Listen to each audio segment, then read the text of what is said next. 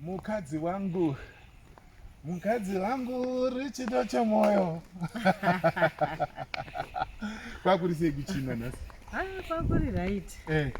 Hanziko ndasara bho zvangu ngokusuwa chete. Unozazvoshamisa kuti takaroorana 25 years ago ka. But rudo rwedu ruri kupisa kupisa kuti tatanga kuwanana nhasi.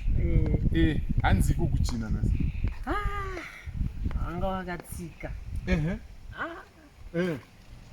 Hanzi zvonoona vanhu pavanororana paya vanenge vasingadi kusiyana. Wakati mumwe ari kuenda kutsime mumwe anotora kaguku kuti vakwanise kungoperekedzana chete. Asi nekufamba kwenguva unozoona mumwe aakuswera uko kwachipangura uko achitema matanda ake kusvika zuva rinyure. Mudzimaiwo hamenopo anoswera kumagadheni uko kwakungouya manheru, hapana anotaura nemunhu.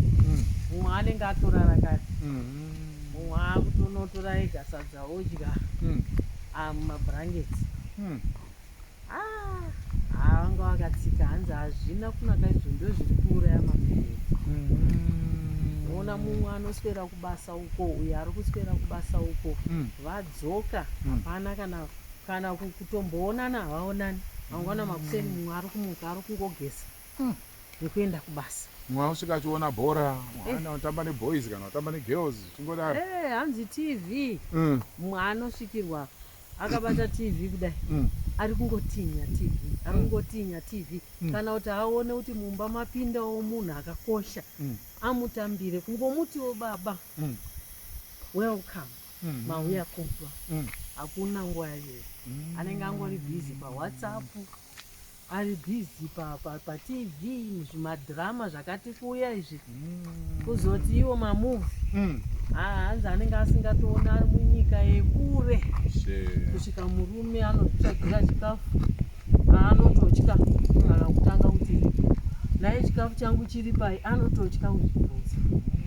Anenge pachipisa nokuti andongoziva kuti akataura nyaya iyoyoka neconcentration iri pane mudzimai wacho, panotobuda utsi. Pane nyaya. Saka vanga vakatsika gecho.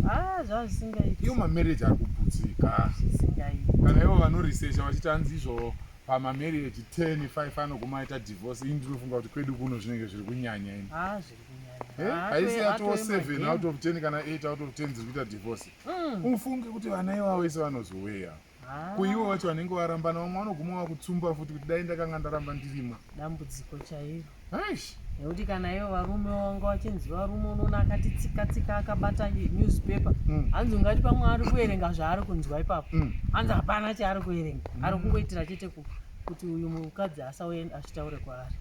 Hanzwe kuti ndiri mambo, ndiri baba wemusha. Vanoona kuti mimi wakadzi mune advantage, munoenda kuchina, munoenda kuchipiri. Isusu varume hakuna. Sesu varume vanonamata kudai isu hatiende kubhavaka. Hakuna china, hakuna chipiri, hakuna chii. Ukasatoverenga mabhuku kana kuita mento, hapana chako. Chinotodikanwa china chevarume. Hazvenyu madzimai vakomana. Aiwa kana paine madzimai asiri kuenda kuchina akarasikirwa. Vamwe vanongoenda stiri vachingoramba vari zvavanga vari izvozvo. Nekuti patabuda mamwe madzimai anga achitotaura achiti nanhaya nebasa nazveine ini ndakabva kumusha kwangu handina kusiya ndapisako. Saka nyaya yedzimba ibasa mukadzi wangu. Totongoramba tichinamata chingoshingirira. Chokwadi. Especially vechidiki vari kuroora nekuroorwawo kuti tivabatsire because kumberi uku hakuna kumira musho. Maparariro aita dzimbaka. Waita hako mukadzi wangu nekumbosheya nhingiririkeni. Uri kudewo ndokuitira coffee. Atipinde mumba ndikuitire coffee. Oda tea. Right, ndoda coffee. Asi ndoda nepizza. Coffee yacho unoda ipi? Unoda breakfast kana kuti unoda Jacobs?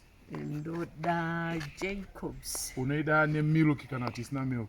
Ndoda nemilk. Unoda cow milk and camel milk? Ndoda camel milk. Unoda nebrown sugar kana kuti white sugar? Ndoda nehoney. Thank you, baby.